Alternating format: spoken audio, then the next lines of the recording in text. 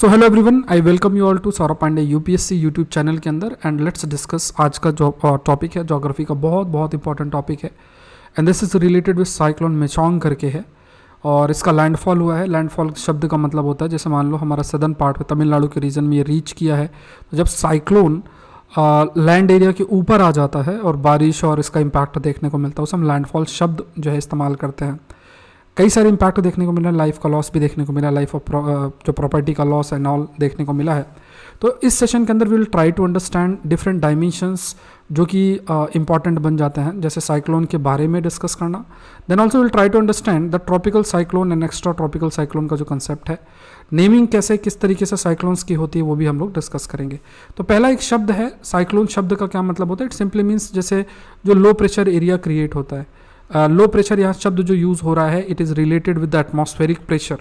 तो जो लो pressure area create होता है और ये हाई प्रेशर से जो हवाएं हैं उसको अट्रैक्ट करता है और फिर आपकी बिकॉज ऑफ एक फोर्स होता है जिसे हम कहते हैं कोरोलिसिस फोर्स, उसके प्रेजेंस की वजह से जो वर्लिंग होती है, वर्लिंग जैसे मान लो अगर आप जो एयर सर्कुलेट होती है एंटी क्लॉकवाइज डायरेक्शन में नदर्न हेमिस्फीयर में और क्लॉकवाइज डायरेक्शन में सदर्न हेमिस्फीयर में जो सर्कुलेशन है वो देखने को मिलता है। तो एंटी क्लॉकवाइज जैसे घड़ी है, आप सोचो घड़ी का ऐसा उल्टा एंटी क्लॉकवाइज होगा और एकदम जो घड़ी की सुई जिस तरीके से मूव होती है वो क्लॉकवाइज डायरेक्शन में। तो जो हवाओं का मूवमेंट है वो नदर्न और सदर्न हेमिस्फीयर में डिफरेंट होता है। तो जो लो प्रेशर है, ये लो प्रेशर ही हाई प्रेशर से हवाओं को अट्रैक्ट करता है। फिर ये चीज़ें बढ़ती चली जाती है डिपेंडिंग अपॉन कि लो प्रेशर कितने समय तक क्रिएटेड है एंड कितना ज़्यादा इंटेंसिफाइड है। इसी से जुड़े हुए कई वेदर इवेंट्स भी होते हैं, बादल बनते हैं, बारिश होती है, ये सब चीज़ें देखने को मिलती हैं। तो as per the national disaster management authority, cyclone basically they are caused by atmospheric disturbance around the low pressure area. And low pressure area के अराउंड ये जो डिस्टर्बेंस कॉज होता है and it is linked with what we call it as a bad weather, rainfall, इन सब से ये आपका जुड़ा होता है। जो साइक्लोन वर्ड है अगर शब्द की बात करें तो इसका ग्रीक वर्ड साइक्लोस से इसका ओरिजिन आपका हुआ है। हैरी पेडिंगटन है, इन्होंने इस टर्म को कॉइन भी किया है। ट्रॉपिकल साइक्लोन्स जो बे ऑफ बंगाल रीजन में, अरेबियन सी रीजन में, बिकॉज यहाँ पे जो क्वाइल्ड सरपेंट की तरह जो इनका स्ट्रक्चर है, जो स्टॉर्म्स हैं उनका जो स्ट्रक्चर है वो देखने को मिला, इसलिए साइक्लोन शब्द जो है वो ऐड किया गया। बिकॉज ये जो टर्म है साइक्लोन, इसका मतलब भी क्या होता है? That is coils of a snake. तो जो साइक्लोन्स बनते भी हैं कुछ इस तरीके से होता है। तो ये जो नेमिंग है क्वाइल्स ऑफ अ स्नेक, जो कि टेक्निकली ग्रीक शब्द में साइक्लोन बोला जाता है, इस प्रकार से हैनरी पेडिंगटन जो है इनके द्वारा ये नाम आपका रखा गया। साइक्लोन का एक मेजर कैरेक्टरिस्टिक्स क्या है? ये एक पावरफुल एटमॉस्फेरिक सिस्टम है। वार्म ओशियन वाटर में इसका फॉर्मेशन होता है। लगभग 27 डिग्री सेल्सियस का टेम्परेचर आपका चाहिए होता है। ये जो टेम्परेचर है, जैसे मान लो पानी है, पानी में अगर कंटिन्यूस बेसिस में ये टेम्परेचर आपका बना रहेगा, सो व्हाट विल हैपन कि जो पानी है because of the presence of light या हीट प्रेजेंस वजह से पानी इवापोरेट होगा। पानी इस तरीके से इवापोरेट होकर ऊपर की तरफ जाएगा। इवापोरेट होगा मतलब जब पानी ऊपर जा रहा है तो वो लिक्विड से गैस में कन्वर्ट होगा, जब थोड़ा ऊपर जाएगा तो दोबारा गैस से लिक्विड में कन्वर्ट होगा। इस प्रोसेस में कई हीट जो है वो जनरेट होती है। यहाँ पे हीट की वजह से लो प्रेशर क्रिएट होता है और हाई प्रेशर से फिर हवाएं जो है इस लो प्रेशर की तरफ अट्रैक्ट होती है। मतलब कि जो ये गर्म पानी है it is a source of energy for the cyclone formation. तो जो ट्रॉपिकल साइक्लोन्स उसमें 27-28 डिग्री सेल्सियस का जो लगभग टेम्परेचर की आपको ज़रूरत होती है। तो लो प्रेशर आपके पास सेंटर्स होते हैं, स्ट्रॉन्ग विंड्स होती हैं और ये हैवी रेनफॉल और फ्लडिंग के लिए रिस्पॉन्सिबल हो सकते हैं। तो जो मेजर कैरेक्टरिस्टिक्स आपको ट्रॉपिकल साइक्लोन्स के कंटेक्स्ट में देखना है वो आपको ध्यान में रखना है कि ये वार्म ओशियन के ऊपर फॉर्मेशन इनका होता है, लो प्रेशर एरिया होता है विंड्स जो हैं लिंक्ड होती हैं। विंड्स का सर्कुलेशन डिपेंड करता है कि नदर्न हेमिस्फीयर में कि सदर्न हेमिस्फीयर में एंटी क्लॉकवाइज डायरेक्शन, अगर नदर्न हेमिस्फीयर में है, सदर्न हेमिस्फीयर में आपको क्लॉकवाइज डायरेक्शन देखने को मिलता है और इसकी वजह से हैवी रेनफॉल और फ्लडिंग भी देखने को मिलती है। स्टॉर्म सर्जेस होती हैं, जैसे इसका मतलब होता है जैसे मान लो कोस्टल इलाके हैं, कोस्टल इलाके से काफ़ी अधिक जैसे मान लो जो आपका बड़ी बड़ी लहरें चलेंगी और वो जो स्ट्रॉम है वो काफ़ी लैंड एरिया तक रीच करेगा। इसे हम स्ट्रॉम सर्ज शब्द भी हम इस्तेमाल जो है वो करते हैं डिपेंडिंग अपॉन कि किस प्रकार की स्पीड है विंड की, उसको डिफरेंट कैटेगरी में भी डिवाइड किया जाता है। जो सीवियर फॉर्म आपका होता है, जैसे अगर wind speed 200 kilometre per hour से ज़्यादा हो जाए, एंड ऑल्सो ये किस रीजन में कॉज आपका होता है। जैसे मान लो टाइफून शब्द यूज़ होता है, साइक्लोन शब्द यूज़ होता है और कई ऐसे शब्दों का जो इस्तेमाल आपका किया जाता है डिपेंडिंग अपॉन कि साइक्लोन्स आपके पैसिफिक रीजन में बन रहे हैं या अटलांटिक ओशन में बन रहे हैं। जैसे हरिकेन शब्द जो है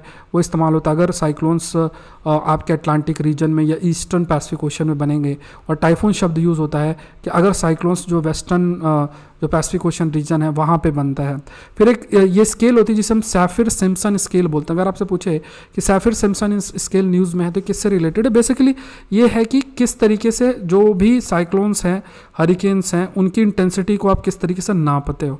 तो जैसे आप एक स्केल से आप नापते हो ना कि 1 सेंटीमीटर, 2 सेंटीमीटर, 5 सेंटीमीटर, ऐसे ही साइक्लोन की इंटेंसिटी को नापने के लिए स्केल आपकी यूज़ आपकी की जाती है। अर्थ का रोटेशन और साथ में अर्थ में जो हीट है, जो हीट प्रेजेंट है, जैसे सपोज करो अर्थ का जो ट्रॉपिकल इलाका है, ट्रॉपिक ऑफ कैंसर और कैप्रिकॉर्न का बीच का जो रीजन है, यहाँ पे सूरज की रोशनी ज़्यादा होती है, हीट ज़्यादा होती है, तो इस जगह पे ट्रॉपिकल साइक्लोन के बनने की जो पॉसिबिलिटी वो आपकी हाई रहती है। ये एक पॉइंट भी आपको ध्यान में जो है रखना है। तो साइक्लोन मिचोंग की बात करें तो 4th ट्रॉपिकल साइक्लोन है इस साल का, जो कि बंगाल रीजन में आपका आया है। एंड यहाँ पे हमें देखना है कि जो ये साइक्लोन है, अगर देखा जाए तो जो साइक्लोन्स आपके ट्रॉपिकल साइक्लोन्स होते हैं, एक्स्ट्रा ट्रॉपिकल साइक्लोन्स होते हैं। जैसे मान लो जो भी साइक्लोन्स ट्रॉपिक ऑफ कैंसर और कैप्रिकॉर्न के बीच में होते हैं वो ट्रॉपिकल साइक्लोन्स हम बोलते हैं। यहाँ पे ट्रॉपिक ऑफ कैंसर है, ये इक्वेटर है, ये आपका ट्रॉपिक ऑफ कैप्रिकॉर्न करके है। यहाँ पे अगर साइक्लोन्स बनते हैं तो इन्हें हम क्या, we use the term called as tropical cyclone. और इसके बियॉन्ड की जो कंडीशंस होती हैं वहाँ जो साइक्लोन्स बोलते हैं उन्हें हम एक्स्ट्रा ट्रॉपिकल साइक्लोन्स जो है वो बोलते हैं। अब ये जो एक्स्ट्रा ट्रॉपिकल साइक्लोन्स है ये रिलेटेड है with the formation of front. Front में क्या होता है कि 2 एयर मास मिलते हैं।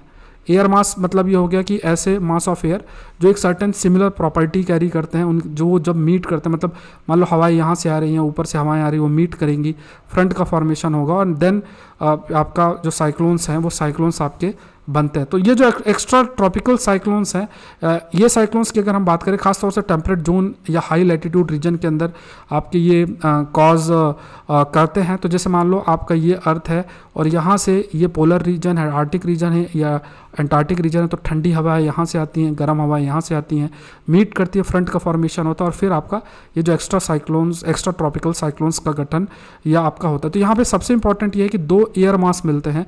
तो नीचे से जो हवाएं हैं वो वार्म एयर मास होती है और ऊपर से हवाएं जो है वो कोल्ड एयर मास होती हैं।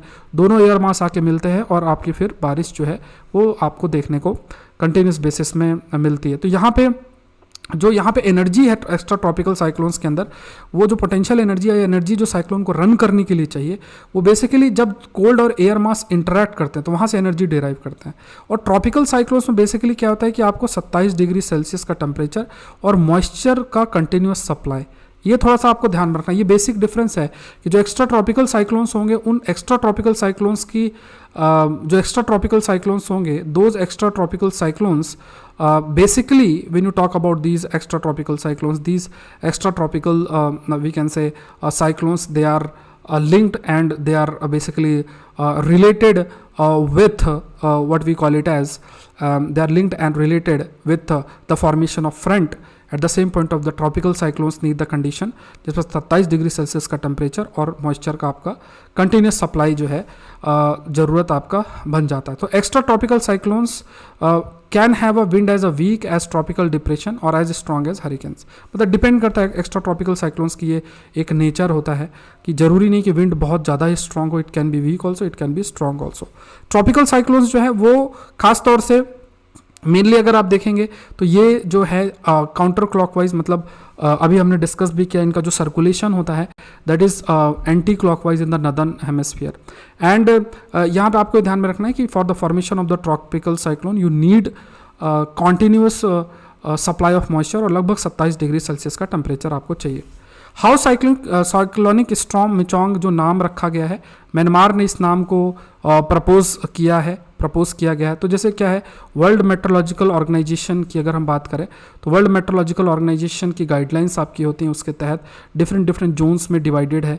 और जैसे मान लो इंडियन ओशन रीजन है, तो इंडियन ओशन रीजन के अराउंड जो भी देश होते हैं वो देश बेसिकली नाम सबमिट करते हैं और अल्फ़ाबेटिकल ऑर्डर में जो नाम है वो आपके सबमिट किए जाते हैं और उनको अल्फ़ाबेटिकल ऑर्डर में ही सेलेक्ट किया जाता है। तो इस बार म्यांमार का जो नाम उसने सबमिट किया था उसका नाम को इस्तेमाल आपका किया गया। तो अगर आप विकीपीडिया में भी देखोगे तो नेक्स्ट साइक्लोन का क्या नाम है आपको इजीली पता चल जाएगा। अब इसमें अगर कोई साइक्लोन बड़ा आ जाता है तो उस नाम को रिटायर कर दिया जाता है, अदरवाइज मान लो आके पता ही नहीं चला तो फिर उस नाम को दोबारा भी इस्तेमाल किया जा सकता है। There is this possibility. Next, why more cyclones in the Bay of Bengal region. खास तौर से देखा जाए कि जो कंडीशंस हैं, अगर आप बे ऑफ बंगाल रीजन की अगर बात करें तो इस रीजन में है क्योंकि ये छोटा एकदम है और अरेबियन सी ज़्यादा आपका ओपनड एरिया है। तो इस कंटेक्स्ट में क्या है कि जो कंडीशन साइक्लोन को बनने के लिए चाहिए 27 डिग्री सेल्सियस मॉइस्चर का सप्लाई और प्लस पैसिफिक ओशन में जो डिस्टर्बेंस कॉज होता है हवा के माध्यम से, वो भी अरेबियन सी तक बे ऑफ बंगाल रीजन तक रीच कर जाता है और वो फिर मतलब साइक्लोन के फॉर्म में हमारे जो ईस्टर्न कोस्टल इलाके हैं उसको अफेक्ट करता है। तो जो कंडीशंस चाहिए वो ईजिली अवेलेबल है बे ऑफ बंगाल रीजन में। लेकिन अब क्या स्थिति बन रही है कि अरेबियन सी जो रीजन है वहाँ भी आप कह सकते हैं कि कंटिन्यूस बेसिस में जो सी सरफेस टेम्परेचर में बढ़ोतरी देखने को मिल रही है। सी सरफेस टेम्परेचर क्योंकि आपका कंटिन्यूस बेसिस में बढ़ रहा है क्योंकि ग्लोबल वार्मिंग हो रही है, टेम्परेचर आपके कंटिन्यूस बेसिस में इंक्रीज़ हो रहा है। ऐसी स्थिति में जो कंडीशन साइक्लोन को बनने के लिए चाहिए वो अरेबियन सी रीजन में भी देखने को आपको मिल रही है। तो ये थोड़ा सा एक matter of concern we can say that is there. ये थोड़ा सा देखने की ज़रूरत आपकी जो है बन जाती है कि अरेबियन सी रीजन में भी साइक्लोन बनने की कंडीशन कंटिन्यूस बेसिस में आपके रहती है। तो यहाँ पे चाहे सरफेस टेम्परेचर हो, मॉइस्चर की अवेलेबिलिटी हो, जो वर्टिकल विंड्स होती हैं जो साइक्लोन के एक्सपेंशन के लिए ज़रूरी है, जो लो वर्टिकल शेयर विंड्स ज़रूरत होती है वो भी अवेलेबल आपकी रहती हैं। तो ये सारे फैक्टर्स हैं जो कि बे ऑफ बंगाल को ज़्यादा ससेप्टिबल बना देते हैं, मतलब कंडीशंस बना देते हैं अरेबियन सी के कंटेक्स्ट में। अगर अरेबियन सी से कंपेयर करोगे तो बे ऑफ बंगाल रीजन में ज़्यादा आप कह सकते हैं साइक्लोन के फॉर्मेशंस की कंडीशंस जो है वो आपकी बन जाती है। तो बे ऑफ बंगाल इसका कॉन्केव और शैलो नेचर, स्ट्रॉन्ग विंड्स हैं, ये इसको साइक्लोन बनाने के लिए ये फैक्टर। तो अगर आपसे पूछे कि अगर बे ऑफ बंगाल में क्यों ज़्यादा साइक्लोन बनते हैं in comparison to the Arabian sea, तो याद रखना high sea surface temperature, low vertical shear winds, moisture की अवेलेबिलिटी, उसका जो शेप है कॉन्केव शेप है, उसका स्ट्रॉन्ग विंड्स की अवेलेबिलिटी, तो ये सब फैक्टर्स रिस्पॉन्सिबल है। जनरली 5-10 नंबर में ऐसे प्रश्न बनते तो मैप बना के आप शो आप कर सकते हो।